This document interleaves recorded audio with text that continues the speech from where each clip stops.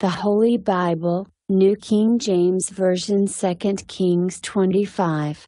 Now it came to pass in the 9th year of his reign, in the 10th month, on the 10th day of the month, that Nebuchadnezzar king of Babylon and all his army came against Jerusalem and encamped against it, and they built a siege wall against it all around.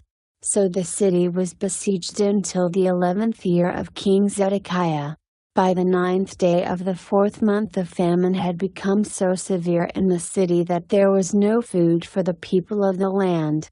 Then the city wall was broken through, and all the men of war fled at night by way of the gate between two walls, which was by the king's garden, even though the Chaldeans were still encamped all around against the city.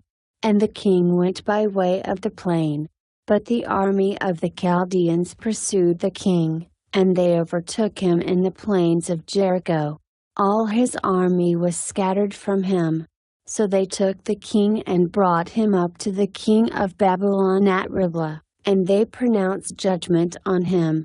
Then they killed the sons of Zedekiah before his eyes, put out the eyes of Zedekiah, bound him with bronze fetters, and took him to Babylon.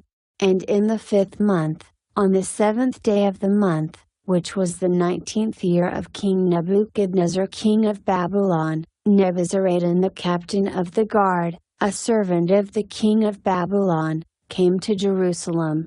He burned the house of the Lord and the king's house, all the houses of Jerusalem, that is, all the houses of the great, he burned with fire. And all the army of the Chaldeans who were with the captain of the guard broke down the walls of Jerusalem all around. Then Nebuzaradan the captain of the guard carried away captive the rest of the people who remained in the city and the defectors who had deserted to the king of Babylon, with the rest of the multitude. But the captain of the guard left some of the poor of the land as vine dressers and farmers.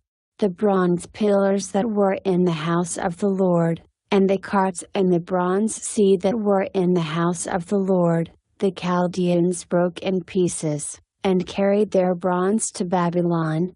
They also took away the pots, the shovels, the trimmers, the spoons, and all the bronze utensils with which the priests ministered, the firepans and the basins, the things of solid gold and solid silver, the captain of the guard took away.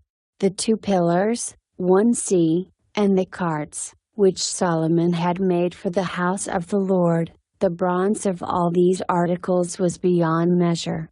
The height of 1 pillar was 18 cubits, and the capital on it was of bronze. The height of the capital was 3 cubits. And the network and pomegranates all around the capital were all of bronze. The 2nd pillar was the same, with a network. And the captain of the guard took Seraiah the chief priest, Zephaniah the 2nd priest, and the 3 doorkeepers. He also took out of the city an officer who had charge of the men of war, 5 men of the king's close associates who were found in the city, the chief recruiting officer of the army, who mustered the people of the land, and 60 men of the people of the land who were found in the city. So Nebuzaradan, captain of the guard, took these and brought them to the king of Babylon at Riblah. Then the king of Babylon struck them and put them to death at Riblah in the land of Hamath. Thus Judah was carried away captive from its own land. Then he made Gedaliah the son of Ahikam, the son of Shaphan, governor over the people who remained in the land of Judah, whom Nebuchadnezzar king of Babylon had left. Now when all the captains of the armies, they and their men, heard that the king of Babylon had made Gedaliah governor, they came to Gedaliah at Mizpah, Ishmael the son of Nethaniah, Johanan the son of Kareah, Seraiah the son of Tanhumeth the Netophathite, and Jazaniah the son of a Maccathite, they and their men. And Gedaliah took an oath before them and their men, and said to them, Do not be afraid of the servants of the Chaldeans.